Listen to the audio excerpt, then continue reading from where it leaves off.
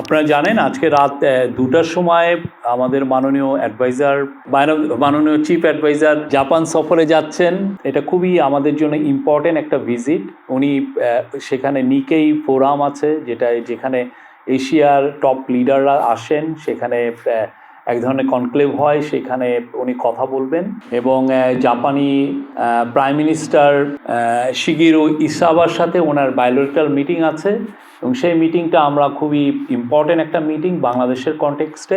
এই মিটিংয়ের পর এছাড়াও অনেকগুলো সিনিয়র জাপানিজ পলিটিশিয়ান অফিসিয়ালস তাদের সাথে কথা বলবেন। জাইকা এবং জেট্রো, আপনারা জানেন এটা খুবই জাপানের খুবই ইম্পর্টেন্ট ডেভেলপমেন্ট এজেন্সি, তাদের যে প্রধানদের সাথে ওনার মিটিং হবে এবং এছাড়া উনি দুইটা খুবই ইম্পর্টেন্ট সেমিনারে অ্যাটেন্ড করবেন, ওইখানে কথা বলবেন। একটা হচ্ছে যে হিউম্যান রিসোর্সের উপরে একটা সেমিনার হবে, সেটার উপরে পুরোটাই ফোকাস হচ্ছে যে জাপানে কিভাবে বাংলাদেশি ম্যান পাওয়ার আরও স্কিল ম্যান পাওয়ার পাঠানো যায় এবং সেই অনুযায়ী আমাদের যেটা কালকে আপনারা দেখেছেন যে চিফ অ্যাডভাইজার নাগরিক সেবার যে মিটিংটা ছিল, সেই মিটিংয়ে বলেছেন যে 1 লক্ষ আমাদের টার্গেট হচ্ছে 1 লক্ষ বাংলাদেশিকে জাপানে পাঠানো, কিন্তু সেইটা কিভাবে পাঠানো হবে এবং এটা কত দ্রুত পাঠানো যায় এটার জন্য তাদের সাথে কথা হবে। এতে আমাদের যে কোথায় কোথায় সমস্যা আছে সেগুলো কিভাবে খুব দ্রুত দূরীভূত করা যায় এবং আমরা কিভাবে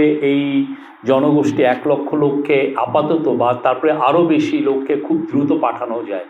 তো একটা বড় জায়গা আইডেন্টিফাই করা হয়েছে যে ল্যাঙ্গুয়েজ ট্রেনিং, যে দেখা যাচ্ছে যে আমাদের এখান থেকে যারা যাচ্ছেন জাপানে তারা যে ল্যাঙ্গুয়েজটা ট্রেনিং করে যাচ্ছেন সেটা ইনঅ্যাডিকুয়েট এবং ফলে তারা খুব স্কিল লেবার হিসাবে স্কিল ওয়ার্কার হিসেবে কাজ পাচ্ছেন না। তো সেই জন্য এইখানে কিভাবে ল্যাঙ্গুয়েজ ট্রেনিংটা খুব দ্রুত দেওয়া যায় এবং এটাকে জাপানে এটাকে বলে হচ্ছে N4। আমরা যেটা এখানে যারা ল্যাঙ্গুয়েজ ট্রেনিং নিচ্ছেন তারা হচ্ছে N5। আমরা যাতে N4 এই ল্যাঙ্গুয়েজ ট্রেনিংটা আমরা দিয়ে জাপানে বাংলাদেশের বিপুল জনগোষ্ঠীকে পাঠাতে পারি, সেটার উপরে চিফ অ্যাডভাইজারের পুরো এই যে হিউম্যান রিসোর্সের সেমিনার বা এটা নিয়ে সংক্রান্ত অনেকগুলো মিটিং হবে, কথা হবে।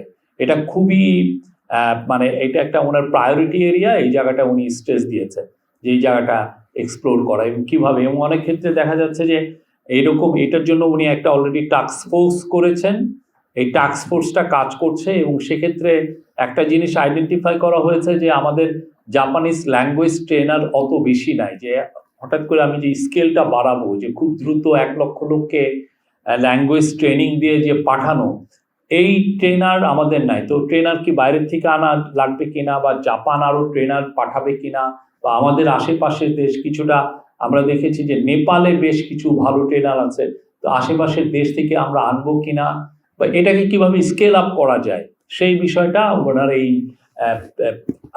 ট্যুরে খুবই বড় রকমের এমফাসিস পাবে।